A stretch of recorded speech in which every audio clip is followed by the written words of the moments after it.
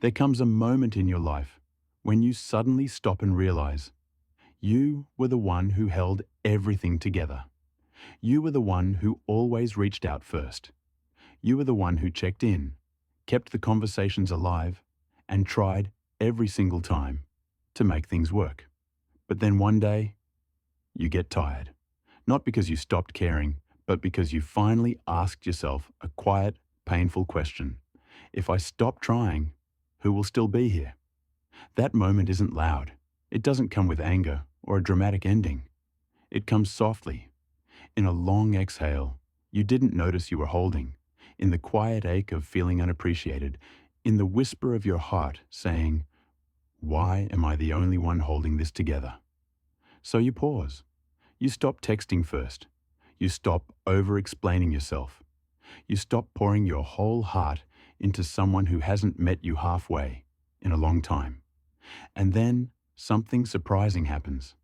The people you thought would show up disappear, and the people you never expected step closer.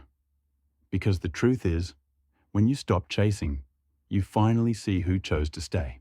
We grow up hearing that relationships take effort, but no one warns us what happens when the effort only comes from one side. There are relationships where you convince yourself, if I'm patient enough, they'll understand me.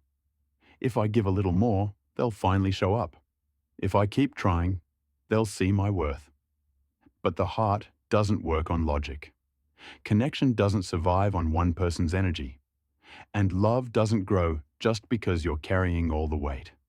So you give and give until one day you realize you're exhausted from doing a job that was never meant to be yours alone. You're tired in ways no one sees. You're quiet in ways no one asks about. You're hurting in ways no one seems to notice. That isn't your failure. It's the moment life asks you to look at the truth. Who actually wants to be in your life? And who is only there because you kept pulling them back in? Because when you stop chasing, you give people a chance to reveal themselves. And often, their silence tells you everything their words never did. But something beautiful also happens. The ones who care, truly care, move toward you. Not because you begged, but because they want to stay. 1. You've been trying too hard without realizing it. Think about it. How many conversations would have died if you didn't message first? How many connections would have faded if you didn't hold them together? You weren't too much. You were just the only one trying. You sent the check-ins. You asked the questions. You remembered the little details. You kept the rhythm going. You were the warmth. You were the consistency. You were the effort. But here's the truth. Some people didn't stay because they valued you. They stayed because you made it easy for them to stay. You carried the emotional load. You kept repairing silence. You kept filling the gaps with your love and patience. And you thought you were doing the right thing. But what you were really doing was dragging a connection someone else had already let go of. That's not love. That's self-abandonment disguised as loyalty. And the cruel part is, you mistook your over-effort as proof that the relationship mattered. But real connection doesn't need rescuing. The moment you stop, the truth reveals itself. When you stop texting first, you learn who replies because they want to, and who replies only because you reminded them you exist. When you stop initiating plans, you learn who actually misses you, and who only shows up when you do the work. When you stop checking in, you learn who cared about the connection and who only cared about the convenience. People's silence is honest. People's absence is honest. Stopping is not punishment. It's clarity. It teaches you the difference between someone who enjoys the attention versus someone who values you. And once you pause, you start noticing the subtle things. Who tries? Who doesn't? Who drifts? Who steps closer? Who replaces you? Who fights for you? Who forgets you the second you let go? And then, something shifts inside you. The disappointment becomes understanding. The pain becomes clarity. And the silence becomes closure. 3 Why you were afraid to stop chasing. You weren't afraid of losing them. You were afraid of losing the little pieces of hope you kept attaching to them. You were afraid of the loneliness that comes after letting go. Afraid of the rejection you imagined. Afraid of repeating old wounds. People chase not because the person is right for them, but because the vulnerability of stopping feels too terrifying. You were conditioned to believe that love must be earned, that your emotions are too much, that connection requires proving yourself.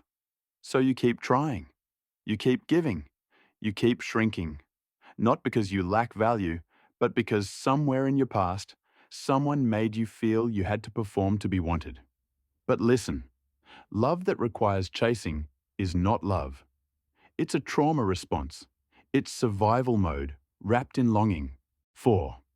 How people who truly care respond when you stop chasing. When someone cares about you, your silence is noticeable. Your distance is felt. Your absence matters. They don't wait for you to come back. They come forward. They ask if you're okay. They check in. They reach out. They show concern without being asked. They match your effort.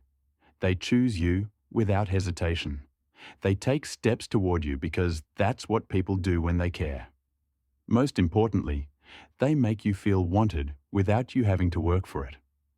Meanwhile, those who never valued you simply drift away. And that hurts. But it's also freeing, because you learn. You never lost them. You only lost the illusion that they were ever choosing you. 5. Stopping is not giving up. It's coming home to yourself. Stopping isn't weakness. Stopping isn't coldness. Stopping isn't failure. Stopping is choosing yourself after a long season of choosing the wrong people. When you stop, everything gets quieter, clearer, softer. You start hearing your own needs. You start seeing your own worth. You start realizing how long you've lived in emotional debt. Stopping is how you return to the self you abandoned to keep others comfortable. You don't stop because you ran out of love. You stop because you ran out of ways to hurt yourself for it. 6. When you stop chasing, you attract what's truly meant for you. When you stop fighting for someone who barely shows up, you create space for someone who will, someone who doesn't confuse you, someone who doesn't make you doubt your worth, someone who doesn't hide their feelings behind silence or mixed signals, someone who chooses you with intention, with honesty, with presence. You no longer have to earn love. You no longer have to over-explain yourself. You no longer have to stretch your heart to meet someone who never moves. When you stop chasing, you stop settling. You stop shrinking. You stop bending yourself into someone else's comfort. And that's when real love finds you. Not the kind you chase, but the kind that walks beside you. When you stop chasing, you don't lose people. You reveal them. You see who shows up. You see who disappears. You see who valued you and who only valued your effort. Stopping is not the end of the story. It's the beginning of a truer one. The right people won't let you walk alone. They won't let silence grow between you. They won't make you guess your place in their life. They will show up. They will stay. They will choose you. Freely, fully, softly. And when you finally meet someone who stays even when you stop trying, you'll understand. This is what love looks like when you stop running after it.